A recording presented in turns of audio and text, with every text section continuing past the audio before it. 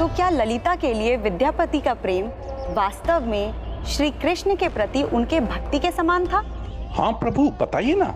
जब प्रभु बलराम जी भक्त माधव दास को ये कथा सुना रहे थे, तब उसके मन में भी यही प्रश्न उत्पन्न हुआ। क्या प्रश्न था प्रभु? तो क्या प्रभु के नील माधव विग्रह तक पहुंचने के लिए ही विद्यापति ने ललिता के प्रति प्रेम स्वीकार किया था? क्या ये सब एक प्रपंच, एक स्वांग, एक कपट था?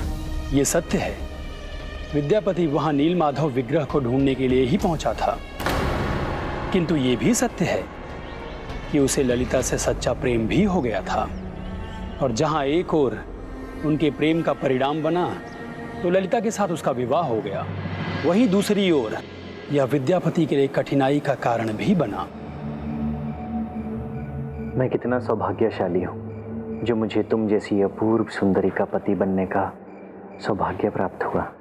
सौभाग्यशाली तो मैं हूँ स्वामी, जो आप जैसे सौम्य स्वभाव वाले पति मुझे मिले। आपने कबीले की वेशभूषा अपनाई, हमारे कबीले का भाग्य बन गया। बापू की इच्छा से ही प्रभु नीलमाधव के दर्शन मिल सकते हैं, और बापू उससे ही अनुमति देते हैं जो कोई कबीले का सदस्य हो। अर्थात अब मेरे प्रभु नील माधव के दर्शन करने में कोई बाधा नहीं, तो भैया को भी अधिक प्रतीक्षा नहीं करनी होगी। मुझे शीघ्र अवसर पाकर प्रभु नील माधव के विग्रह को पुरी पहुंचाना होगा। ललिता के लिए मेरा प्रेम उतना ही सच्चा है जितनी प्रभु कृष्ण के लिए मेरी भक्ति। जो भगवान के प्रति सच्ची भक्ति रखता हो, उसके प्रेम की सत्यता पर अविश्वास कैसे कर सकता हूँ? किंतु मैं जो सोच रहा हूँ वो ललिता को कितना आहत करेगा। कबीले में सभी के सामने मैंने इसके प्रति अपना प्रेम स्वीकार किया था और अब मैं इसे धोखा देने जा रहा हूँ। अपने पुत्र के समान मानता हूँ तुम, और उतना ही विश्वास करता हूँ तुम,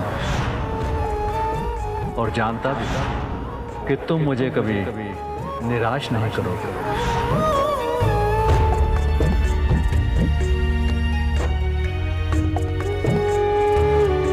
वो कबीले के सामने। अच्छा, पहले तुम कहो ना। आपने उस दिन जो कुछ कबीले के सामने कहा था ना, मेरा हृदय तृप्त हो गया था। मुझे बहुत अच्छा लगा था।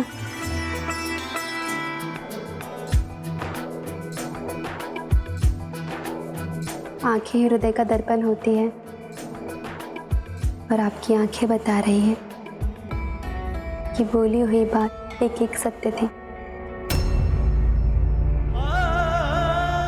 मुझसे आप अपने मन की बात नहीं छुपा सकते हैं। आपके प्रेम ने मुझे विश्वास से भर दिया है। मैं जानती हूँ आप मुझे सदा इतना ही प्रेम करेंगे, मुझे कभी छोड़ के नहीं जाएंगे।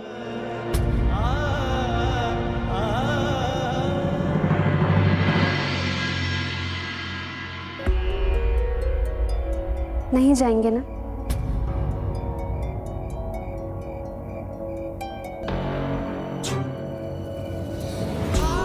वचन देते हैं मुझे? हाँ, मैं वचन देता हूँ।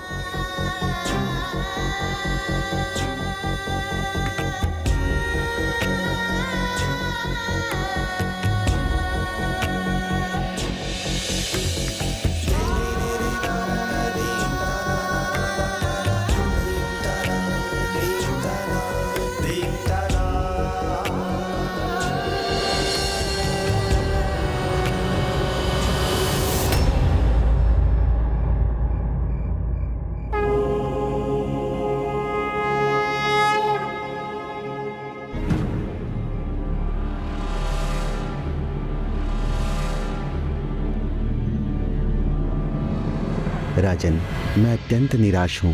मैं प्रभु के नील माधव विग्रह को नहीं ढूंढ पाया।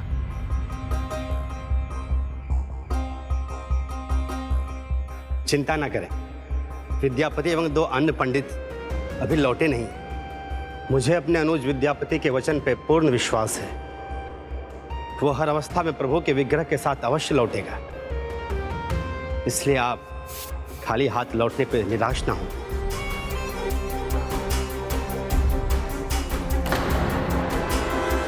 यदि आपको उनकी सफलता पर इतना ही विश्वास है स्वामी, तो आप भोजन क्यों नहीं कर लेते?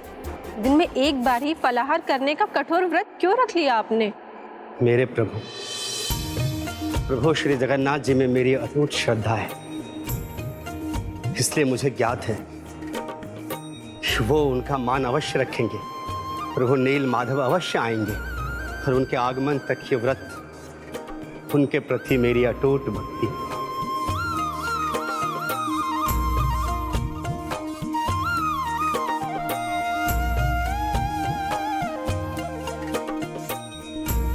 भक्ति और श्रद्धा दोनों एक दूसरे को पूर्णता देते हैं।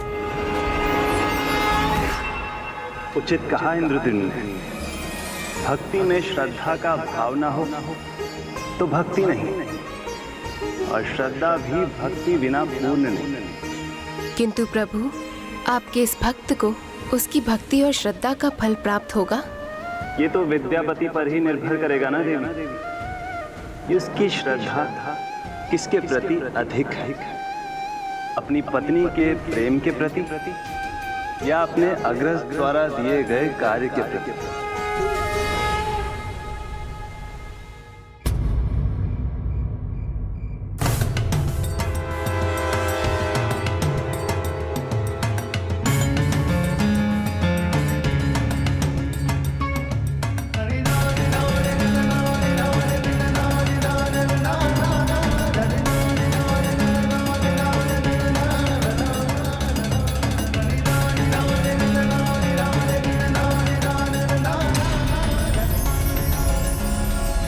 भैया मुझसे आस लगाए मेरी प्रतीक्षा कर रहे होंगे, किंतु मैं यहाँ प्रेम बंधन में बंधा रहकर अपनी पत्नी के प्रति तो वचन निभा लूंगा, किंतु उस महान धर्म कर्म के कार्य का क्या होगा जिसके लिए मैंने यात्रा आरंभ की है?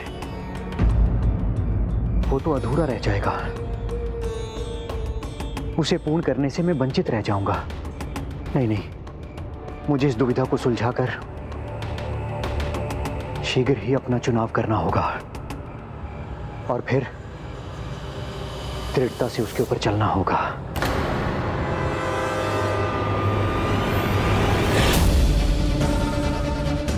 मैं जानती हूँ आप मुझे सदा इतना ही प्रेम करेंगे, मुझे कभी छोड़ के नहीं जाएंगे।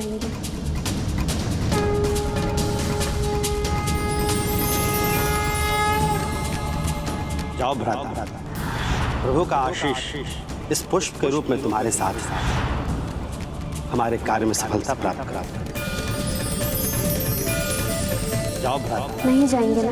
प्रभु का वचन देते हैं मुझे। इस पुष्प के रूप में तुम्हारे साथ वचन देते हमारे कार्य में सफलता प्राप्त करा। मुझे ज्ञात है स्वामी, आप वहाँ क्यों देख रहे हैं? आप वहाँ जाकर प्रभु नीलमाधव के दर्शन करना चाहते हैं ना? यदि आपके स्थान पर कोई अन्य कृष्ण भक्त होता तो वह भी यही चाहता। ललिता सचमुच एक योग्य पत्नी है। कितने अल्प समय में मेरे मन की सभी बातें समझने लगी है, किंतु इसे जब मेरे भीतर घुमड़ रहे कष्टकारी धोखे के विचार का पता चलेगा तो इस पर क्या बीतेगी। चिंता मत कीजिए स्वामी, अब तो आप हमारे कबीले के भाग बन चुके हैं, तो बापू आपको एक न एक दिन प्रभु नीलमाधव के दर्शन अवश्य कराएंगे। आप अपनी इच्छा उनके समक्ष अवश्य रखिए। उचित कह रही है ये। इससे पहले कि मैं अपना चुनाव करूं, ये तो ज्ञात कर लूं कि प्रभु नीलमाधव कहाँ हैं।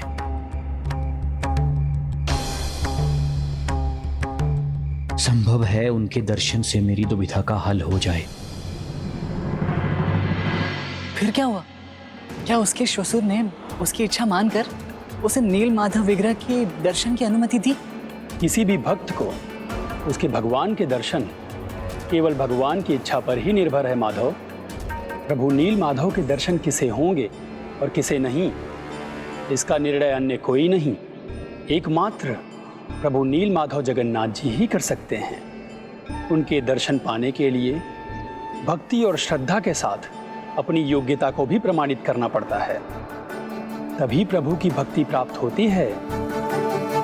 संभव है, इसीलिए प्रभु श्री जगन्नाथ जी ने अभी तक साक्षात मुझे दर्शन नहीं दिए।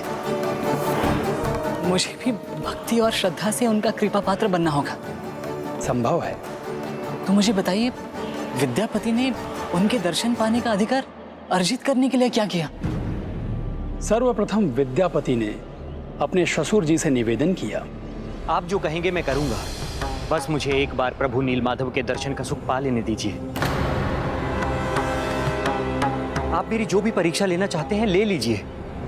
प्रभु दर्शन के लिए मैं किसी भी परीक्षा के लिए तैयार हूं। मेरे जमाता हो तुम और इस कबीले के सदस्य भी, इसलिए प्रभु नील माधव के दर्शन से मैं तुम्हें वंचित कैसे रख सकता हूं।